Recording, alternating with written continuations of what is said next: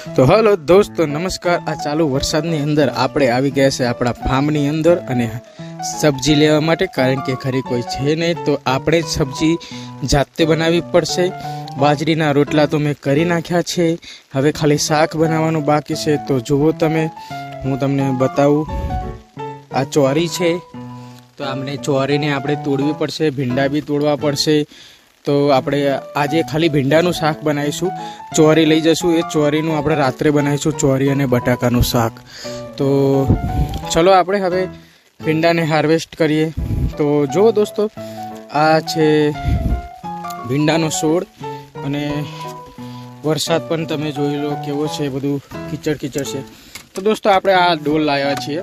તો આ જે છે ભીંડો, તો આને આવી રીતના તોડવાનો આવે દોસ્તો, જો તમે જોઈ શકો છો। આને કટિંગ કરવાનું આવે પણ એ આપણે લાયા નથી આજે, એટલે આને આપણે આવી રીતના તોડીએ, જો બરાબર છે।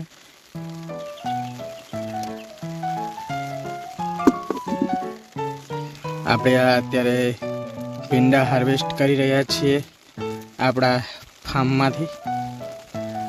મસ્ત મસ્ત ફ્રેશ નાના નાના કૂણા કૂણા ભીંડા। તો તમારે પણ આ ભીંડાનું શાક ખાવું હોય તો આવી જજો આપણા ઘરે, કારણ કે આ ભીંડાના શાકની અંદર આપણે નાખશું છાશ અથવા દહીં, તો મજા આવશે ખાવાની। તો જો આપણે તોડીને ભીંડા ડોલની અંદર નાખી દીધા છે। આ પણ બધું છે, કેળા છે, પપૈયા છે, પછી જો આ સામે જે દેખાય છે ગવારનો છોડ છે, પછી આપણે આદુ પણ વાવ્યું છે, ધાણા પણ વાવ્યા છે, બધું જ વાવ્યું છે દોસ્તો।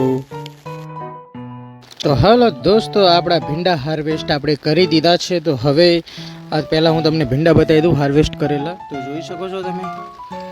અને હવે આપણે હાર્વેસ્ટ કરવા જઈ રહ્યા છીએ ચોરી। તો જોવો, હું તમને લાઈવ બતાવીશ આપણે હાર્વેસ્ટિંગ કરતા હોઈએ ત્યારે। તો જુઓ,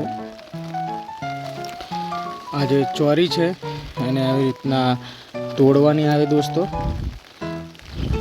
બજારમાં મળે એના કરતાં ચોરી સારામાં સારી, એકદમ ફ્રેશ કહેવાય, જોઈ લો। અને કાચી કૂણી પણ ખાઈ શકીએ આપણે, બહુ જ મીઠી લાગે આપણને।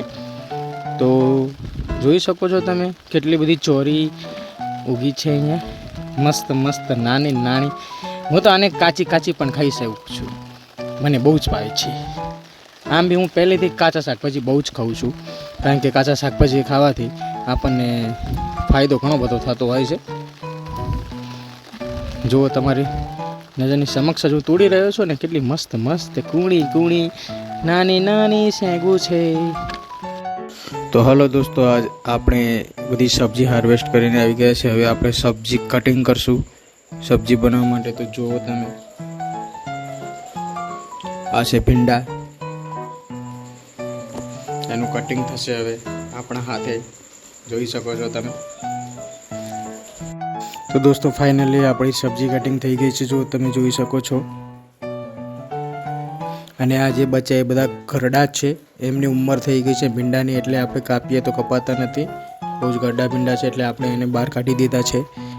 હવે આ આપણે સબ્જીનો વઘાર કરશું। તો દોસ્તો, જે ભીંડા વધ્યા છે એને આપણે બહાર નાખવા જઈશું, પણ તમે જોઈ શકો છો વરસાદ કેટલો છે, પાણી કેટલા ભરાણા છે। ચાલુ વરસાદની અંદર હું ભીંડા નાખવા બહાર જઈ રહ્યો છું, બરાબર। અહીંયા જે બહાર પડ્યું છે ત્યાં નાખશું એટલે ગાય આવીને ખાઈ જશે। તો નમસ્કાર દોસ્તો, જો આપણું ભીંડાનું અને દહીંનું શાક બની ગયું છે મસ્ત મજાનું। જો હવે આપણે એને ખાઈશું, તમને બતાવી જો આ છે દહીં અને ભીંડા, અને આપણે જે રોટલા બનાવીએ છીએ રોટલા પણ હું તમને બતાવી દઉં। જો કેટલા સરસ મજાના રોટલા બનાવી દીધા છે મેં, હવે આપણે આને ખાશું દોસ્તો।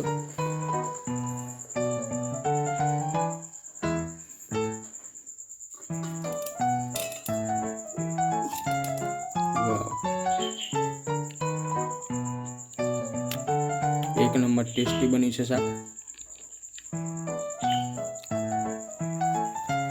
આ છે લાડવો।